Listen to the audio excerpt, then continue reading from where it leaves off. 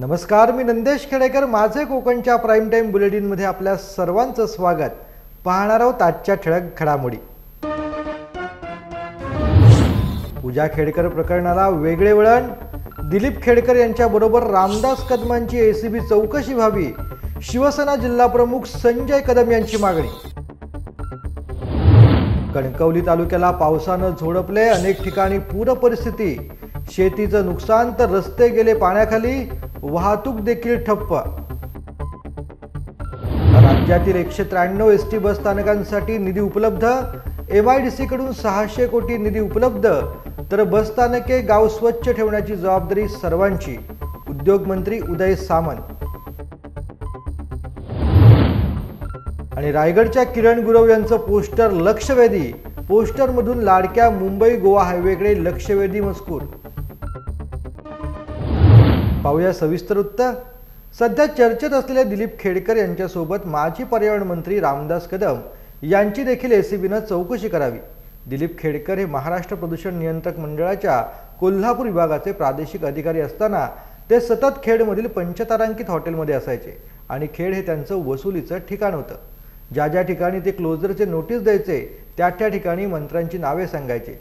जिल्ह्यातील सर्वात मोठी MIDC असलेल्या लोटे MIDC मध्ये त्यांचं मुख्य ठिकाण होतं. माजी पर्यावरण मंत्री रामदास कदम आणि त्यांच्यात आर्थिक संबंध होते, त्यामुळे त्यांच्या सोबतच रामदास कदम यांची देखील चौकशी करावी अशी मागणी आता दापोली विधानसभा मतदारसंघाचे माजी आमदार आणि शिवसेना उद्धव बाळासाहेब ठाकरे पक्षाचे जिल्हा प्रमुख संजय कदम यांनी आज पत्रकार परिषदेत केले. त्यामुळे कोकणातील राजकीय क्षेत्रात चांगलाच भूकंप देखील झालाय.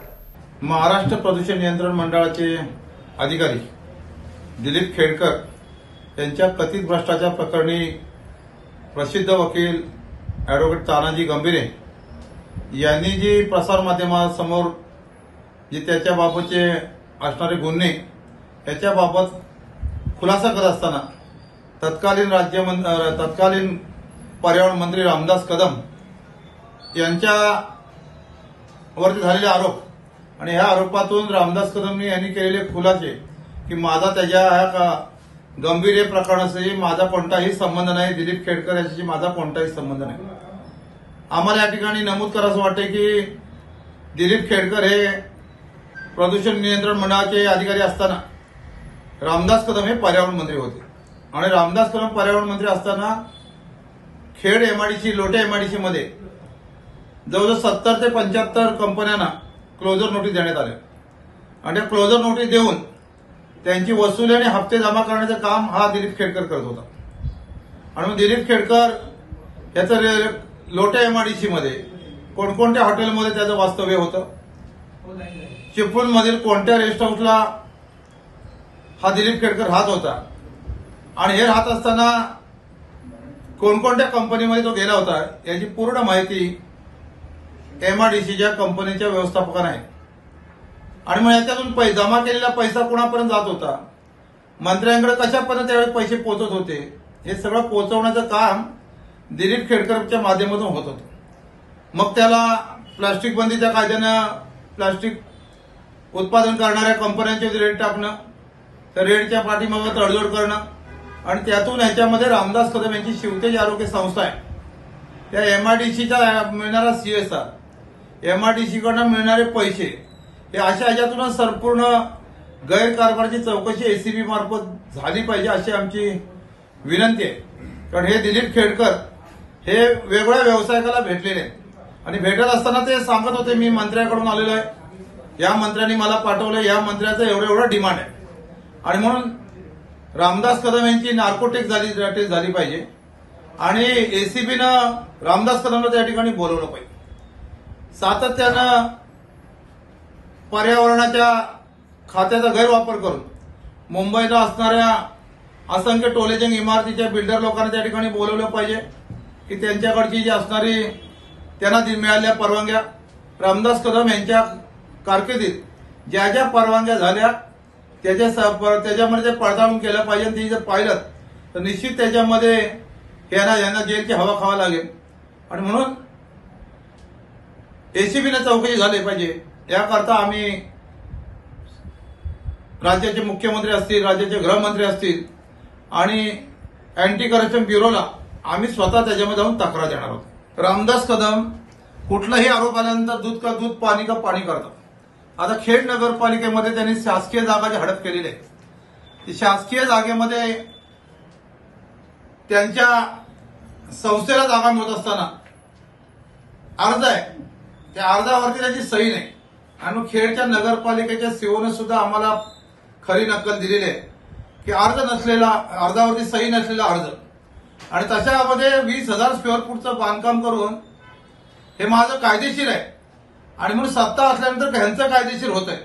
पण गोरगरिबाच्या इथे एखादं बेघर बांधायचं असेल, इंदिरा आवासचं 250 गरीब लोकांचं घर बांधायचं असेल तर त्याला असंख्य अर्ज पाहिले जातात, त्याला कागद गोळा करावे लागतात आणि त्याची छाननी त्याच्यामध्ये होते. मग नगरपालिकेने 20,000 स्क्वेअर फूट जागा देत असताना आता ज्या अर्जदाराची सहीच नाही, जो कोरा आहे आणि त्याच्याबाबतच शिवण पत्र आहे की इथं अर्जावरती सहीच नाही, आणि म्हणून अशा खोटा दस्तऐवज जमा करायचा, प्रॉपर्टी हडप करायची. आणि त्यांच्याबद्दल कोण बोलला तर माझ्यावरती सुद्धा या ठिकाणी खेडचे आत्माराम भोड यांची जागा संस्थेने हडप केल्यानंतर आम्ही त्याला प्रांत अधिकाऱ्याजवळ ते उपोषणाला बसले होते, आत्माराम भोड त्यांचं सगळं कुटुंब, की आमची 70-71 गुंठे जागा हडप केलेली आहे. आणि म्हणून मी आमदार त्यावेळेस आमदार असताना मी त्यांना त्याच्यामध्ये कोणी उपोषणाला बसला तर कोणी प्रतिनिधी जातो, आणि म्हणून ह्या गोरगरीब शेतकऱ्यावरती अन्याय होतो म्हणून मी गेलो. रामदास कदम डोक्यात चिड येऊन माझ्यावरती 2017ला आबरू नुकसानीचा खेड कोर्टामध्ये दावा टाकला. आणि माझ्याबरोबर एबीपी माझा असेल, IBN लोकमत असेल, भोड हे कुटुंब आहे, यांना सगळ्यांना त्याच्यामध्ये खेडच्या कोर्टामध्ये दावा टाकला. आणि त्या दावा 17 ते 2024 जवळजवळ 7 वर्ष तो दावा चालला. आणि दाव्यानं आज त्या कोर्टाने निकाल दिला की हे सगळं थोतांड आहे, हा अर्ज निकाली काढण्यात आलेला आहे. आणि मग ते सातत्यानं यांच्यावर आरोप केले रामदास कदमवरती की 10 कोटीचा दावा, 20 कोटीचा दावा, यांनी करोडो रुपये खायचे. आणि आरोप केल्यानंतर यांची बेअप्रूव्ह होते, आणि मग ते बेअप्रूव्ह झाल्यानंतर कोर्टाची टिकत नाही, आणि मग आणखी दुसऱ्या कोर्टात टाकायचं आणि गोरगरीब लोकांना त्रास देण्याचं काम सातत्याने रामदास कदम करत आहेत. आणि म्हणून एकदा यांची चौकशी एसीबी कडे झाली पाहिजे. नवी मुंबईतील कोपरखैरणे गावातील अक्षता आगसकर यांचा विवाह बेलापूर गावातील कुणाल म्हात्रे यांच्याशी झाला होता. काही कारणास्तव अक्षता आणि त्यांच्या सासरच्या मंडळींबरोबर खटके उडत होते, ही वस्तुस्थिती आहे. कुणाल म्हात्रे आणि माझे कोणत्याही प्रकारचे नातेसंबंध नाहीत व तो माझा कार्यकर्ता देखील नसल्याचं आमदार मंदा म्हात्रे यांनी बोलताना स्पष्ट केलंय. अक्षता म्हात्रे यांच्यावरती घडलेला अतिप्रसंग आणि त्यातून घडलेली हत्या ही माणुसकीला काळीमा फासणारी दुर्दैवी घटना असून एक महिला आणि आमदार म्हणून या घटनेचा तीव्र निषेध व्यक्त करत असल्याचं आमदार म्हात्रे यांनी बोलताना सांगितलंय. अक्षता म्हात्रे हिच्या मारेकऱ्यांना कडक शिक्षा व्हावी यासाठी नवी मुंबई पोलीस संबंधित पोलीस तपास अधिकारी यांच्या सतत संपर्कात असून यातील तिन्ही आरोपींना फाशीची शिक्षा व्हावी. सदर तपास हा फास्ट ट्रॅक वरती चालवण्यात यावा अशी मागणी आमदार मंदाताई म्हात्रे यांनी यावेळेला बोलताना केली आहे. किंवा जेल झालीच पाहिजे ही माझी मान्यता. सौभाग्यवती अक्षता कृणाल म्हात्रे यांचं जवळजवळ 1-5 दिवस झालं निधन झालेलं आहे. आणि अशी दुर्दैवी घटना ही नवी मुंबईमध्ये प्रथमच घडलेली आहे की एखादी महिला देवळात गेले आणि तिथल्या पुजाऱ्यांनी तिला मारून टाकलेलं आहे. अतिशय म्हणजे ही निंदनीय गोष्ट आहे आणि शोकाकुल गोष्ट आहे त्यांच्या कुटुंबासाठी. त्यांची मुलगी जाणं हे पुष्कळ दुर्दैवी आहे आणि त्यांच्या कुटुंबाला खरोखरच ज्याच्या घरातली व्यक्ती जाते त्यांना तो त्रास होतोच. आणि त्या त्रासातून आज तिची बहीण सगळ्या वेगवेगळ्या मागण्या करत आहे. मी सुद्धा एक स्त्री आहे, मला सुद्धा महिला आहेत. रात्री कोणीतरी पोस्ट केली माझ्या नावाने की त्या महिला नाहीत का, त्या आई नाहीत का. मी आई आहे, मी महिला आहे, पण मला कॅन्डल दाखवून राजकारण करायचं नाही आहे. ते कॅन्डल दाखवणारे त्यांचा जीव आणून देणार आहेत का. 2 दिवस राजकारण करतील, मोर्चे काढतील, पण त्यांची मुलगी कोण आणून देणार आहे का.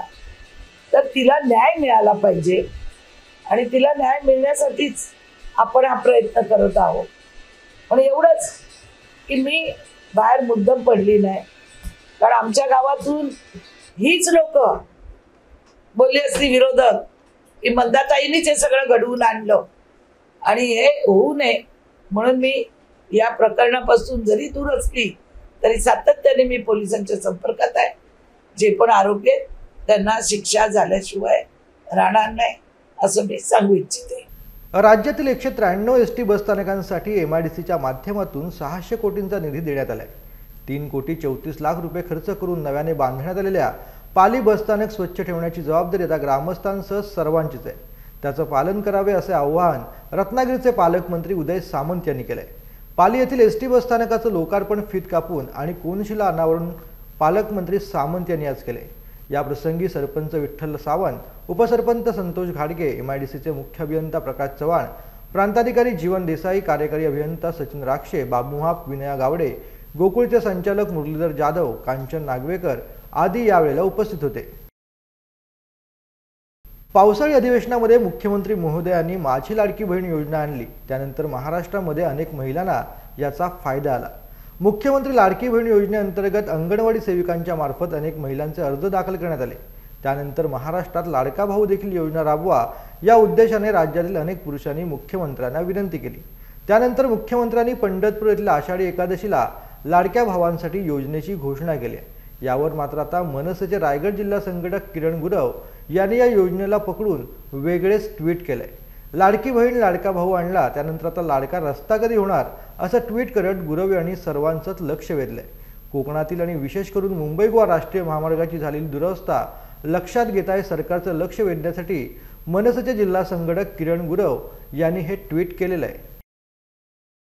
जसं अधिवेशनामध्ये माननीय मुख्यमंत्र्यांनी घोषणा केली की माझी लाडकी बहीण ही योजना त्यांनी राबवली आणि ती यशस्वीपणे पार सुद्धा पडते. त्याच ठिकाणी लगेच एका महिन्याभरात त्यांनी लाडका भाऊ ही योजना सुद्धा राबवली. ह्या गोष्टींनी सर्व पुरुष मंडळी व महिला मंडळी खूप खुश आहेत या गोष्टीबद्दल आणि आम्ही सुद्धा ह्या अशा योजनेचं स्वागत करतो. पण हा लाडका रस्ता म्हणून जो आता आम्ही उल्लेख केलाय, हा लाडका रस्ता गेले 17 वर्षापासून असाच आहे. त्या रस्त्यावर अनेक खड्डे आहेत, त्या रस्त्यावर सेफ्टीचे इश्यू आहेत, क्वालिटीचे इश्यू आहेत. ह्या इश्यूकडे मला असं वाटतं की सरकारने कुठेतरी बघून हा रस्ता एकदाचा मार्गी लावावा असं मला वाटतं. अजून मला तुमच्या माध्यमातून मला अशी गोष्ट सांगायची आहे की ह्या रस्त्याला आम्ही लाडका रस्ता असं का म्हणतोय, कारण का गेले 17 वर्षापासून ह्या रस्त्याला गोंजरण्याचं काम ही सरकार करते आणि आपण गोंजरतो कोणाला, आपल्या लाडक्या गोष्टींना किंवा लाडक्या लोकांना. तसंच हे सरकार लाडक्या रस्त्याला गेले 17 वर्षापासून गोंजराचं काम करते. त्या रस्त्याचं काय अजून वाढ काय होत नाहीये, जे आहे ते तसं आहे. मुंबई गोवा महामार्गाच्या प्रश्नावरती मनसेनं सातत्याने आंदोलनात्मक भूमिका घेतली आहे. महामार्ग दुरावस्थेबाबत मनसेच्या संतप्त पदाधिकारी कार्यकर्त्यांनी खासदार सुनील तटकरे यांची महामार्ग पाहणी दौऱ्यावेळी भेट घेऊन निवेदन दिले. तसंच महामार्ग संबंधित अधिकारी आपल्या तक्रारींकडे दुर्लक्ष करतात. जनतेचे अतोनात सध्या हाल होत आहेत अशी तक्रार खासदार तटकरे यांच्याकडे केलेली आहे. यावेळी तटकरे यांनी अधिकाऱ्यांना महत्त्वपूर्ण सूचना देखील दिल्या आहेत. या ठिकाणी मला या खासदारांना निदर्शन आणून द्यायचं होतं की ह्या रस्त्याचं काम खूप घाणेरड्या पद्धतीने चालू आहे. आज त्यांनी सुद्धा दौरा केला, त्यांना सुद्धा लक्षात आलं असेल की या रस्त्याचं काय दर्जा आणि काय काम चालू आहे.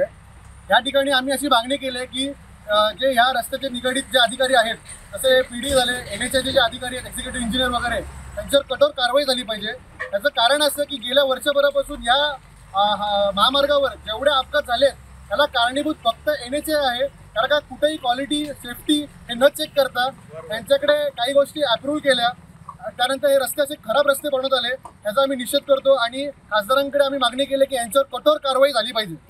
राजापूर शहर पुन्हा एकदा पाण्यात गेल्याची माहिती समोर येते. मागील 24 तासांपासून रत्नागिरी जिल्ह्यात मुसळधार पाऊस कोसळतोय.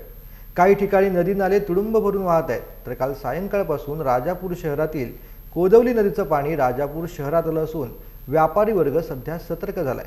राजापूरच्या व्यापाऱ्यांनी आपल्या दुकानातील साहित्य आता सुरक्षित स्थळी स्थलांतरित केलं असून राजापूर शहरातील व्यापारी मात्र सध्या चिंतेत पडलेले आहेत. मागील आठवड्यापूर्वी या शहरात पुराचं पाणी शिरलं होतं आणि आज पुन्हा एकदा बाजारपेठेत पुराचं पाणी आल्याने व्यापारी व नागरिक पुन्हा धास्तावले असल्याचं दिसून येते. त्यामुळे सर्वसामान्य जनतेचं जनजीवन सध्या विस्कळीत झालेलं आहे. सिंधुदुर्ग जिल्ह्यात रात्री कोसळलेल्या मुसळधार पावसामुळे सखल भाग व काही रस्ते सध्या पाण्याखाली गेलेले आहेत. कणकवली, कुडाळ, सावंतवाडी आणि वेंगुर्ला तालुक्याला याचा फटका बसलाय. कणकवली आचरा मालवण रस्त्यावरती पाणी आल्यामुळे हा रस्ता वाहतुकीसाठी बंद करण्यात आलेला आहे. तर कुडाळ येथील भंगसाळ नदीच्या पुराचं पाणी कुडाळ शहरात जाणाऱ्या मुख्य रस्त्यावरती गुलमोहर हॉटेल येथे आल्याने वाहतूक RSN हॉटेल मार्गे वळवण्यात आलेली आहे. सावंतवाडी वेंगुर्ला मार्गावरती होडावडा पुलावर पाणी आल्यामुळे येथील वाहतूक वजराट मठ मार्गे वळवण्यात आलेली आहे, तर कणकवली आचरा मुख्य रस्त्यावरती पाणी आल्याने वाहतूक पर्यायी बिडवाडी मार्गे वळवण्यात आली आहे. सावंतवाडी तालुक्यातील तेरेखोल नदीला पूर आला असून नदीनं धोक्याची पातळी सध्या ओलांडलेली आहे. सध्या स्थितीत जिल्ह्यात पावसाने उसण घेतली असून काही भागात पावसाची रिपरिप देखील अद्यापही सुरू आहे.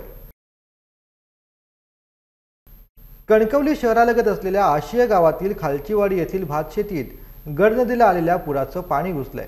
तसेच गावचं ग्रामदैवत गांगोभैरी मंदिराकडे गड नदी फुटल्याने ही पूरस्थिती निर्माण झालेली आहे. गेली काही वर्षे येथील ग्रामस्थांकडून नदीतील गाळ उपसा करण्याची मागणी सातत्याने प्रशासनाकडे केली जात आहे.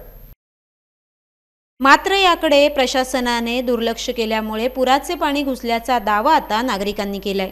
त्यामुळे खालचीवाडी येथील 30 ते 35 घरांचा संपर्क तुटला असून नागरिकांमध्ये यामुळे भीतीचे वातावरण निर्माण झाले. दरम्यान या संदर्भात सरपंच महेश गुरव यांनी आपत्ती व्यवस्थापन कक्षाशी संपर्क साधून भातशेतीचं नुकसान व पुराच्या पाण्याची नोंद प्रशासनाने घ्यावी असं सांगितलंय. तर दुसरीकडे कणकवली तालुक्यातील शिवडाव हळवल मार्गावर झाड पडून वाहतूक तब्बल 2.5 तासांपेक्षा जास्त वेळ ठप्प झाली होती. तर पर्यायी मार्ग असलेला हळवल भाकरवाडी शिवडाव रस्ता हा पूरस्थिती निर्माण झाल्यामुळे बंद झाला होता. त्यामुळे जनजीवन देखील विस्कळीत झाले होते. तर कामानिमित्त येणाऱ्या जाणाऱ्या नागरिकांचे मोठे हाल यावेळी झाले होते. तसेच शिवडाव राऊळवाडी येथील पुलावरून पाणी जात असल्याने नागरिकांमध्ये भीतीचे वातावरण निर्माण झाले होते. शिवडाव व हळवल भाकरवाडी गावांचा संपर्क सुद्धा तुटला होता. तसेच कणकवली ते आचरा जाणाऱ्या रस्त्यावर वरवडे वुर्सुला स्कूल येथे पाणी भरल्यामुळे हा देखील मार्ग वाहतुकीस बंद करण्यात आला होता. साधारणपणे या मार्गावर रस्त्यापासून तब्बल 4 ते 5 फूट पाणी साचले होतं. यावेळी खबरदारी म्हणून कणकवली पोलीस ठाण्याचे वाहतूक पोलीस हवालदार विनोद चव्हाण व RK पाटील यांच्या पथकाचा बंदोबस्त आचरा मार्गावर ठेवण्यात आला होता.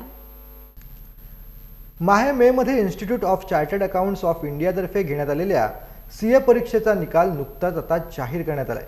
यामध्ये SPM चिपळूण व रोटरी इंग्लिश मीडियम स्कूल खेडची माजी विद्यार्थिनी कोकण कन्या श्रुती प्रशांत नाईक हिने आपल्या पहिल्याच प्रयत्नात CA फायनल परीक्षा उत्तीर्ण होऊन कोकणच्या शिरपेचात मानाचा तुरा देखील रोवलाय. श्रुती नाईकच्या यशाबद्दल सर्व स्तरातून तिचं कौतुक देखील होत आहे. आज श्रुती खेड येथे सत्कार समारंभासाठी आली असता तिने माझे कोकणशी संवाद देखील साधलाय. मी कोकणात बोईसरही कोकणातच येतं आणि माझं शिक्षण 10वी पर्यंत SPM मधून केलं मी चिपळूण आणि 11वी 12वी रोटरीतून केलं. नंतर 11वी 12वीत असतानाच मला फाउंडेशनचं प्रिपरेशन रोटरीतून सुरू झालं आणि मग मी पुण्याला शिकायला गेले. असं वाटतं की खेडेगावातून किंवा आपल्या गावाकडच्या लोकांना जास्त शिक्षण घेता येणार नाही कदाचित, आपण त्या शहराच्या गर्दीत टिकू शकणार नाही, पण ते कुठेतरी चुकीचं ठरलं माझ्या बाबतीत आणि मी पुण्यातही स्वतःला सिद्ध करू शकले. आज परत ते सगळं सर्कल कंप्लीट होतं आहे असं मला वाटतं आहे आणि पुण्यातून परत खेडला येऊन तो सत्कार स्वीकारणं हे माझ्यासाठी खरंच खूप सुंदर असं स्वप्नवत वाटतंय. आता 11 जुलै 2024 हा दिवस असा होता की त्या दिवशी फायनली मला CA डिग्री मिळाली. तो आनंद शब्दात मांडता येणं शक्य नाही, पण त्याचे ऋणही मी फेडू शकत नाही ज्यांनी मला ते प्राप्त करून देण्यास मदत केली. पण मी आता याच्यानंतर कोकणातून किंवा कुठूनही ज्यांना कोणाला मदत लागेल या शिक्षणासाठी, काही गायडन्स लागेल, जो मार्गदर्शन त्यांना अवेलेबल नसेल, तर त्या सगळ्यांना काहीही लागलं तर मला रीच आऊट करू शकतात आणि मी नक्कीच जे मला माहिती आहे ते त्यांच्यापर्यंत पोहोचवण्याचा प्रयत्न करीन. आणि मला सगळ्यांनी खूप साथ दिली या सगळ्यासाठी. त्या सगळ्यात पहिले तर माझे आईबाबा, माझे नातेवाईक आणि माझी एक्सटेंडेड फॅमिली, या सगळ्यांचे मी खूप खूप खूप थँक्यू त्यांना खूप आभार मानते त्यांचे. परेड येथे प्रवासी राजा व कामगार दिन ST मंडळ विभाग नियंत्रण मोनिका वानखडे यांच्या अध्यक्षतेखाली आज परेड येथे प्रवाशांच्या शंकेचं प्रश्नांचं निवारण करत आज प्रवासी दिन साजरा करण्यात आलाय. यावेळेस ST गळती, ST वेळेवरती नाही, STत बसण्यात आसने व्यवस्थित नाहीत असे अनेक प्रश्न उपस्थित केले गेले. हे प्रश्न सोडवण्यासाठी परेल ST स्थानकातील विभाग नियंत्रक मोनिका वानखडे, विभागीय वाहतूक अधिकारी अमित गिरमे, विभागीय कामगार अधिकारी वृषाली डांगरे तसेच आगार व्यवस्थापक नितीन चव्हाण यावेळेला उपस्थित होते. यावेळी कोकणवासीय प्रवासी संघ मुंबई सामाजिक कार्यकर्ते गणेश नवगरे यांच्या उपस्थितीत प्रवासी दिन मोठ्या उत्साहात पार पडलाय. आणि आमचे जे काय आमच्या ज्या समस्या ज्या आहेत त्या आज आम्ही आमची डेपो मॅनेजर चव्हाण साहेब यांना आम्ही सांगितले आहेत म्हणजे समस्या म्हणजे काय, आम्ही आता गणपतीला एवढे लॉंग रूट आमचा असतो बघा, त्यामुळे आम्हाला चांगल्या गाड्या मिळाव्यात, गळकी गाडी असू नये किंवा सीट वगैरे तुटलेले असतात मधीच गाड्यांच्या, त्यासुद्धा जरा चेक करून गाडी पाठवावी, म्हणजे प्रवाशांची सोय चांगली होईल. आज संपूर्ण महाराष्ट्रामध्ये एस टी महामंडळामध्ये माननीय व्यवस्थापकीय संचालक यांच्या अध्यक्षतेखाली प्रवासी तक्रार दिन म्हणजे प्रवासी राजा दिन, कामगार तक्रार दिन हे साजरा होत आहे. त्या अनुषंगाने आज आमच्याकडे गणपती मंडळाचे अध्यक्ष त्यांची काही तक्रार तसेच प्रवासी तक्रार घेऊन आलेली आहेत. त्या सर्व आम्ही नोट डाऊन केलेले आहेत आणि त्यांच्यावर आम्ही 100% प्रयत्न करून त्यांना व्यवस्थित गाड्या देणे, कुठली गाडी ब्रेकडाऊन होणार नाही याबद्दल खात्री करणे आणि गाडी वेळेवर देणे हे त्यांच्या काही ज्या मागण्या होत्या त्या आम्ही काटेकोरपणे पूर्ण करू आणि त्यांना ग्वाही देतो की यापुढे त्यांना सर्व गाड्या व्यवस्थित दिल्या जातील. येणाऱ्या विधान परिषद निवडणुकीत महाराष्ट्र नवनिर्माण सेना पूर्ण ताकदीनिशी लढणार असून येत्या 20 तारखेपासून निवडणुकीच्या पार्श्वभूमीवरती मनसे नेते राज ठाकरे सध्या दौरे करणार आहेत, अशी माहिती मनसेचे अविनाश जाधव यांनी प्रसारमाध्यमांशी बोलताना दिली. पाहुयात नेमकं काय म्हणाले आहेत अविनाश जाधव. महाराष्ट्र नवनिर्माण सेना पूर्ण ताकदीने येणारी निवडणूक लढणार आहोत. तुम्हाला पूर्ण येत्या 20 तारखेनंतर सन्माननीय राजसाहेब ज्यावेळेला महाराष्ट्राच्या दौऱ्यावर निघतील त्यावेळेला तुम्हाला अंदाज येईल की मनसे कशा प्रकारे कामाला लागली आहे. आणि महाराष्ट्रात जेवढे मोठे आंदोलन झाले ते सर्वच आंदोलन महाराष्ट्र नवनिर्माण सेनेने उभे केले होते आणि त्यात यशही आलं. तो महाराष्ट्रातली जनता ही सन्माननीय राजसाहेबांच्या वाटी खंबीर उभी आहे आणि येणारी निवडणूक मध्ये तर निवडणुकाच झाल्या. तुम्ही जर बघाल तर मागच्या 5 वर्षात ना जिल्हा परिषदेच्या निवडणुका झाल्या, ना पंचायती समितीच्या नियुक्त झाल्या, ना कुठल्याच निवडणुका नाही झाल्या. शेवटची निवडणूक ही लोकसभेची झाली आणि त्याच्या व्यतिरिक्त लोकल निवडणुका कुठल्याच झाल्या नसल्यामुळे लोकांचा कौल कोणाला माहीत नाही. पण मी पूर्ण खात्रीने सांगतो की महाराष्ट्रातली जनता ही सन्माननीय राजसाहेबांसोबत आहे आणि येणाऱ्या 2024च्या विधानसभेच्या निवडणुकीत महाराष्ट्र नवनिर्माण सेनेचा एक मोठा आकडा हा विधानसभेत असेल आणि तो विधानसभेमध्ये जनतेच्या प्रश्नांवर आक्रमकरित्या काम करताना तुम्हाला दिसेल. समस्त मुस्लिम समाज राजापूर आणि जिल्हा रत्नागिरी यांच्या वतीनं राजापूर तहसीलदार यांना एक निवेदन देण्यात आलं आहे. विशालगड येथे मुस्लिम समाज बांधव यांच्यावरती झालेल्या भ्याड हल्ल्याच्या निषेधार्थ समस्त रत्नागिरी राजापूर येथील मुस्लिम बांधवांनी निषेध नोंदवला आहे. तसंच विशालगड येथे असलेल्या मालिक रेहान दर्गा व असलेल्या मस्जिदला सुरक्षा पुरवावी व जातीय तेढ निर्माण होणार नाही याची काळजी घेण्यात यावी, असं निवेदन राजापूर तहसीलदार यांना देण्यात आलं आहे.